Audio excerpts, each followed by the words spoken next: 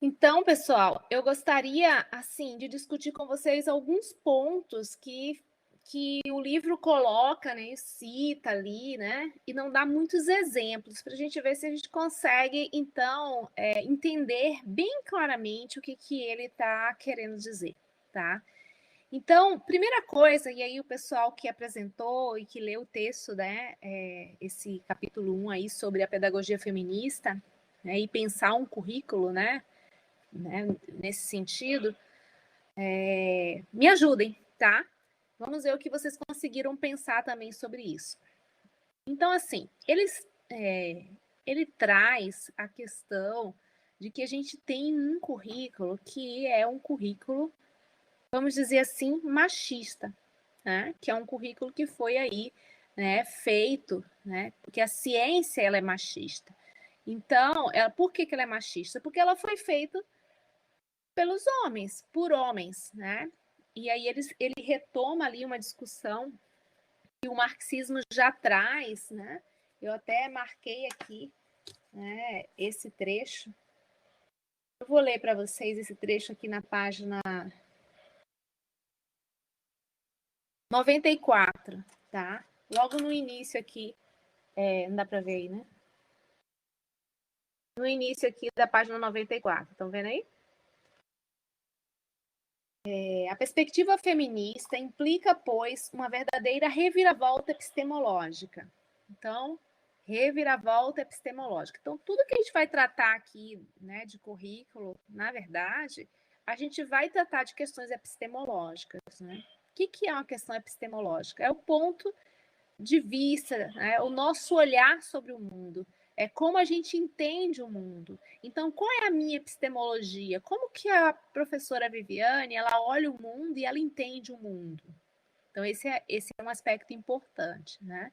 A professora Viviane, ela é mulher, né? Então, ela vai olhar o mundo, querendo ou não, da perspectiva, né, de ser mulher, de estar nesse corpo biológico, né?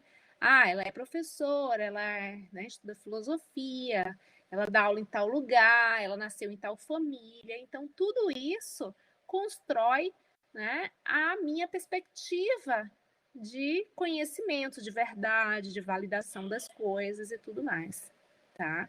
Então, a epistemologia a validade do conhecimento. Que validade eu dou para esse conhecimento? Né? Ou o que eu valido enquanto conhecimento? Como eu observo esse mundo ao meu redor e valido aquilo, né, como, né, verdadeiro ou falso, bom ou ruim, tudo mais, tá?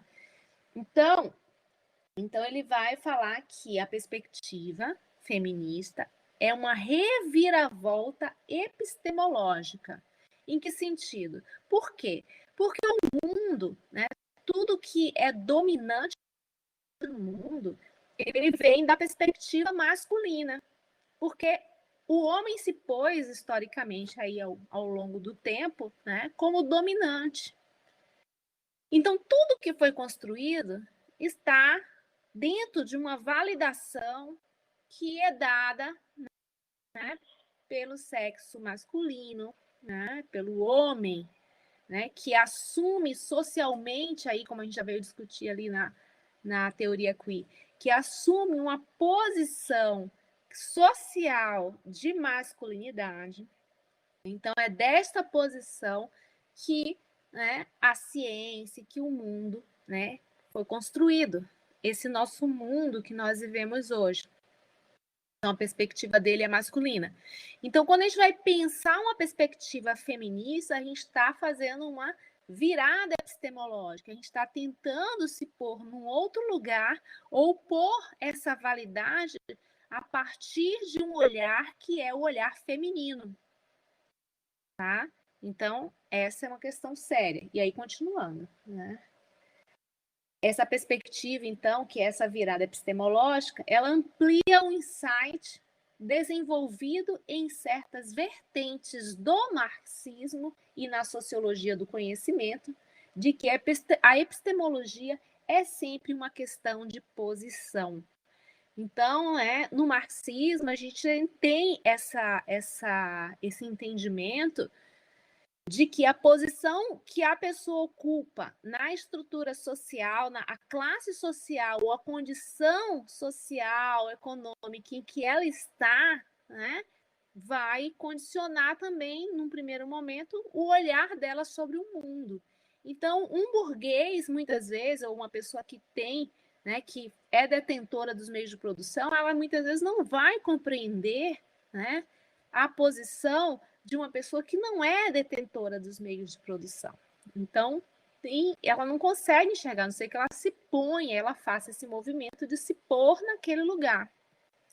Né? E aí é uma ação racional, bem pensada, né? É a racionalidade do homem funcionando, né? E funcionando autocriticamente, né? Heterocriticamente, fazendo um esforço para se pôr ali, né? Numa outra posição, para tentar ter uma outra posição epistemológica, né? Mas sempre, né, a condição que a gente está, a posição que nós estamos, nós sofremos certas coisas, sentimos certas coisas. Em outra posição, a outra pessoa sabe o que ela passa. Então, tem até uma frase, né, uma frase de uma música, né, que cada um que sabe a dor e a delícia de ser quem é. Se vocês me lembrarem aí que música que é essa, eu tinha uma camisa estampada com essa fala, né, que é um trecho de uma música aí clássica aí na música da MPB, né, que me ajudem aí, por favor. Então, e aí, para a gente falar, né, o que o texto destaca é que para a gente falar dessa. Não é só falar de um currículo feminista, né? Do Lulu Santos, né? Cada um sabe a dor e a delícia de ser o que é, né? É isso, né? Do Lulu Santos. Obrigada, Marina.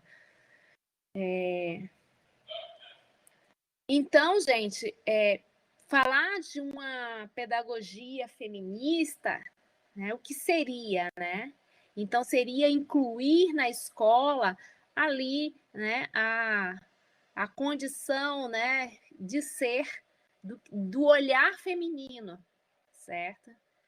Então, mas, né, de qualquer forma, né, pensando na questão curricular, eles vão trazer um acréscimo que não seria só isso, uma pedagogia feminista, né, no sentido de você trazer à tona, né, o olhar feminino, mas é também você procurar entender, né, como que esse olhar masculino foi instituído, que olhar masculino é esse para ir conjugar.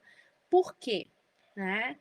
Porque se eu trouxer apenas esse aspecto e não olhar o aspecto pedagógico enquanto uma metodologia mais feminista, vamos dizer assim, né, que considere o feminino, que valorize o feminino, eu não resolvo o problema epistemológico se, claro, eu educando e eu mudando essa perspectiva já é um bom caminho, mas eu preciso também, né, começar a perceber na história e no próprio conhecimento as abordagens que valorizam a condição apenas masculina, porque uma coisa é eu trabalhar uma perspectiva metodológica em sala de aula feminina, também feminina, né? E ao mesmo tempo eu trazer valores, né, da prática, da ciência, né, do conhecimento, que são valorações apenas de aspectos masculinos, tá?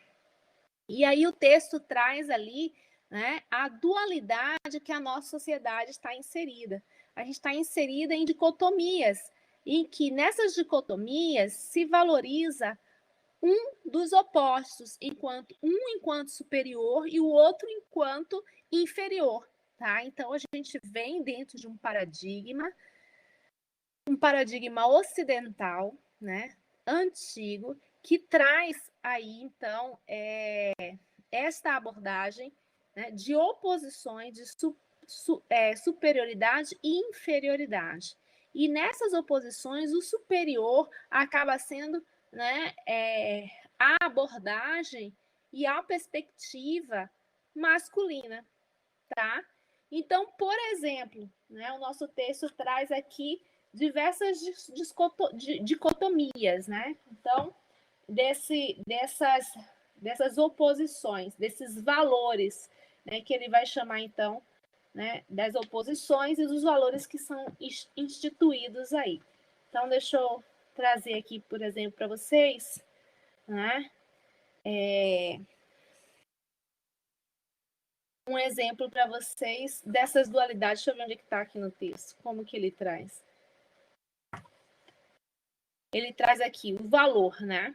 Então, o currículo oficial, ele valoriza a separação entre sujeito, né, do conhecimento, entre sujeito e conhecimento, ou seja, né, ele traz uma separação sujeito-objeto. Isso nos demonstra a dicotomia, né, que a gente está inserido, né? Valoriza a separação entre sujeito e conhecimento, o domínio e o controle, né? A racionalidade e a lógica, a ciência e a técnica, o individualismo e a competição. Né? Todas essas características refletem experiências e interesses masculinos e desvalorizam, né, por exemplo, né, as estreitas conexões entre quem conhece e o que é conhecido. Né? Então, a importância das ligações pessoais. Né? Então, veja, tudo que é interrelacional aí, que vai estar, que aí o texto vai identificar como características ligado ao feminino, tá? Em que o currículo não valoriza. Então, as conexões entre o sujeito do conhecimento e o objeto do conhecimento, sem essa separação rígida, certo? As ligações pessoais, a intuição e o pensamento divergente, as artes, a estética, o comunitarismo, as cooperações, certo? Características que estão em todas, né? Ligadas a experiências e aos interesses das mulheres. Né? Então, ele vai valorizar o controle, o domínio, o individualismo, a competição, né? A separação entre as coisas e não a união, e não, né, a troca, e não a estética, e não a beleza, né? Não um pensamento divergente, né? Que vamos dizer assim, né? O pensar diferente. Né? Então, a gente tem uma oposição aí entre, né, o que está ligado ao feminino e ao masculino. No caso, por exemplo, o feminino ele tem a maternidade, né, porque é uma coisa biológica. Então, quando você, né, trabalha ali, né, a questão, vamos dizer ali, da maternidade, que seja também uma condição social e não só biológica, né, que vai ser, né, uma característica ligada ao feminino, isso aí é desvalorizado. Né? E até hoje, na nossa sociedade, a gente vê aí muitas falas de autoridades políticas em que desdenham da maternidade, desvalorizam, né, a própria condição biológica da maternidade como um peso ali para as empresas, né, devido à questão ali, né, vamos dizer, da licença maternidade, por exemplo. Né? Então, o tempo que a mãe precisa amamentar e cuidar da cria, não é, do filho, né? Todos passaram por isso, todos precisaram do acolhimento da mãe enquanto bebê, mas hoje no mercado, né, isso não tem valor, né? A vida não tem valor. Né? O que tem valor são as características, né, que não estão ligadas a essa condição. E esse é um olhar do masculino, né, de quem não vivencia, de quem não tem a experiência com a maternidade e não se põe naquela posição também historicamente ou culturalmente, tá? Então, a grande alerta que o texto traz é que é essa construção que a nossa sociedade faz, que é uma construção masculina, de valores masculinos, né? Então, se eu não alterar e não mexer, né, nessa construção de conhecimento, né, não adianta só eu trazer uma pedagogia que valorize, né, as interrelações, enquanto o discurso escrito nos textos, enquanto a figurinha no texto, como foi falado pelo grupo, né, em que apresenta ali, né, uma separação de profissões entre os gêneros, né, em que a mulher sempre colocada numa posição, né, de enfermeira e o homem na posição de médico e não inverte esses papéis, né, a mulher sempre cuidando da casa, enquanto essas imagens, né, e essas ideias estiverem presentes, né, no currículo, né, está sendo ainda transmitida essa dicotomia dos gêneros, né, e essa influência, né, a você, né, colocar cada um dentro de um papel e discriminar quando um passa para o outro papel. Então, o que se pretende com isso é uma nova construção social, né, em que haja uma liberdade dessas, né, pessoas se construírem como querem se construir, né? Mesmo sendo mulher, eu quero, né, ter uma profissão que é uma profissão que vai trabalhar com a lógica, né? Mesmo sendo homem, eu quero uma profissão que vai trabalhar com relações humanas. Eu quero ser professor ou um enfermeiro, né? E que isso não esteja associado a uma posição de gênero, né? Mas uma condição humana, que o ser humano ele possa, né, manejar esses gostos, né, sem uma imposição social. E que nós, enquanto professores, também não façamos essas indicações, né, ou essa pressão pela condição, né, do gênero, ou, né, vamos dizer, do sexo biológico que a criança, o adulto, o adolescente se apresente, mas que ele seja tratado como ser humano e que tenha liberdade de manifestação nesse sentido, né? E aí claro, né? A gente nesse tratamento que tem a ver com o currículo oculto da escola, né? Então não está escrito no texto às vezes que o papel do homem e da mulher tem que ser aquele, às vezes está escrito, isso é um grande problema, mas que aparece na imagem, aparece no professor quando ele indica uma brincadeira para um menino e uma outra brincadeira para a menina, quando ele indica uma cor para a menina, diferente da cor do menino. Né? Então, esse currículo oculto que está no comportamento das pessoas, que está nas cobranças e nos valores que também nós apresentamos, né? No nosso comportamento. Então, não adianta só uma pedagogia que seja mais humana, que não seja tão rígida, né? Que ela traga essa questão aí do acolhimento, que traga essa questão das relações humanas, que valorize, né, o afeto, a beleza e o cuidado. Não só isso, mas que a gente também possa inserir isso como um campo de conhecimento válido, né? Porque, historicamente, esse tipo de conhecimento ele nem é tratado enquanto conhecimento. Né? Então, é tratado enquanto algo que não tem valor, né? Que não tem serventia. Né? A gente está vendo aí uma grande crise da razão, né? Que a gente vem aí avançando no século XX com muitas reviravoltas epistemológicas, sim, e o que está nos permitindo pensar, né, o feminismo, a teoria queer, né, a questão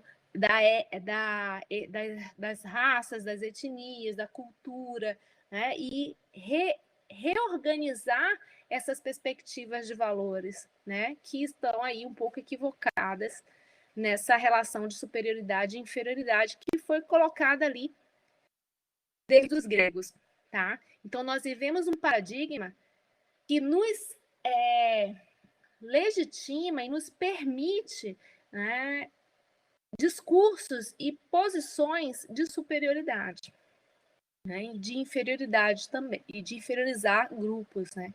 Então a gente precisa mexer nesse paradigma, né, que foi instituído ali, é grego, né, ele vem das bases gregas, sim, né, e essa Grécia, esse eurocentrismo, né, essa cultura, ela chega até nós e nós reproduzimos essa cultura, né, inclusive até nos sentindo inferiores em relação ao europeu, né, em relação ao norte-americano, né, enfim. Isso a gente vai discutir também nas questões pós-coloniais, né, e a gente vai discutir um pouco mais na semana que vem. Mas, né, a gente tem uma, vamos dizer assim, uma fenda que foi aberta, né, desde os gregos, que permitiu isso, né, e que permite, né, então, classificar o homem então numa posição de superioridade e a mulher numa posição de inferioridade, né? E em que os opostos ali, né, o que está em oposição não se complementa, né? Se exclui, um exclui o outro. Então, se há homem, não deve haver mulher. Se há dia, não deve haver noite. Se há luz, não deve haver escuridão.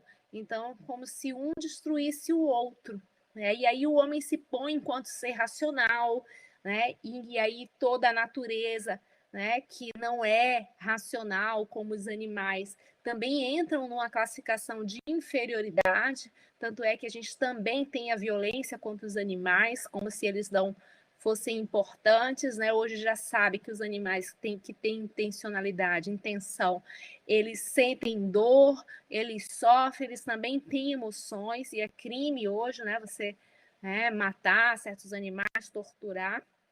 Então, assim, o homem vem avançando nisso e entendendo, né, que ele não é superior, né, nem a natureza, porque à medida em que ele está destruindo aí, né, a natureza, o que a natureza seja, se ele destrói ou não, ela se transforma, se modifica, ela impacta, né, fortemente os homens. Então, o homem tem que se pôr no seu lugar, né, de que ele vive uma vida que precisa ser compartilhada, né, com a natureza, com os outros seres, né, com os outros seres humanos, que não são, aí ele institui raças também, né, superiores e inferiores, gêneros superiores e inferiores, e aí esse homem branco, né, ele vai se colocando, né, no topo dessa pirâmide, esse homem branco, né, heterossexual, europeu, né, e aí tudo que, né, o homem que não é branco, que é negro, é inferior, né?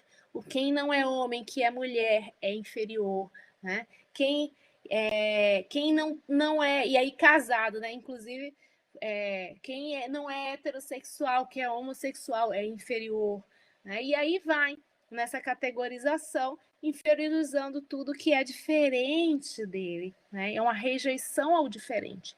E aí por isso que a gente vê a teoria queer falando ali do que é estranho, de uma reperspectivação também epistemológica, né, de você aceitar o diferente e saber lidar com o diferente, porque esse preconceito de gênero, de raça, né, de sexualidade, ele vem de um processo de uma dificuldade histórica que o homem tem de lidar com o que é diferente. E isso a gente já veio discutindo antes também, né, nas nossas aulas ali sobre a questão da educação especial, né, da inclusão das pessoas com deficiência, né, e agora a gente está falando, né, da questão de gênero, da questão, vamos falar, da questão de raça, da questão de sexualidade, que há exclusão, sim, devido a essas questões. São o único incluso nessa estrutura que a gente tem de sociedade, é esse homem branco, heterossexual, né, e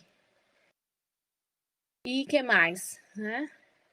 Homem, essas três categorias aí, né? Não que eles não tenham, eles já têm voz demais, né?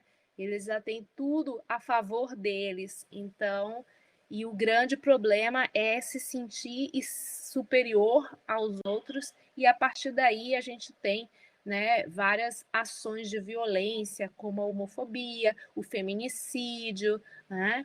E aí o homem também, né, superior à natureza, né, a destruição da natureza, né, vamos dizer aí, né, o maltrato de animais e tudo mais. Então, a base disso tudo ali, talvez essa raiz ali paradigmática seja, né, o grande ponto de partida de todos esses problemas. E eu ainda tenho uma hipótese a mais, né, que é a hipótese, e essa é a minha hipótese, né, minha, da Viviane, é a hipótese de que, né, essa estrutura de valores que permite, né, um sistema econômico que vai se desenvolvendo, e a gente chega a esse sistema, que é o sistema, né, capitalista de produção, pautado na exploração, né, de pessoas, né, vamos dizer assim, no roubo mesmo, né, em extorquir a riqueza que um outro produz, né, que ele não tem nem acesso, nem noção, né, uma estrutura econômica que esconde a própria riqueza que o trabalhador produz para ele mesmo, né? Então, a minha hipótese é de que essa base paradigmática permitiu, então, né, o desenvolvimento dessas relações econômicas que nós temos, né? Então, Marx faz ali a proposta de que isso seja, né, a partir de uma revolução e que a opressão vai ser tão forte das classes e ele vai tratar a nível de classe de relações econômicas, ele não vai trazer as questões de raça, né? E hoje nós estamos discutindo as questões de raça, as questões de gênero, porque esses grupos que foram inferiorizados são os grupos explorados, né, economicamente, sexualmente, como mulheres, as mulheres que são vítimas, né, dentro da colonização, do estupro também dos colonizadores, né? Então, é esse tipo de violência, né, que a gente viu aí muito forte e bem recente na história aí, né, do Ocidente, tá, pessoal? Então, eram essas considerações que eu queria fazer para vocês, né, mais sérias sobre essa questão do feminismo, né? Vocês não comentaram, mas eu espero que vocês aí consigam fazer associações, né, de discursos e falas, né, e de conhecimentos científicos e valores que, né, colocam em primeiro plano os valores ligados ao gênero, às posturas, a vivência, né, do que é ser masculino e não do que é ser feminino, né? E ser diferente do que ele é, do que se instituiu, então, enquanto um valor. Tudo bem? Vou deixar essa aula gravada.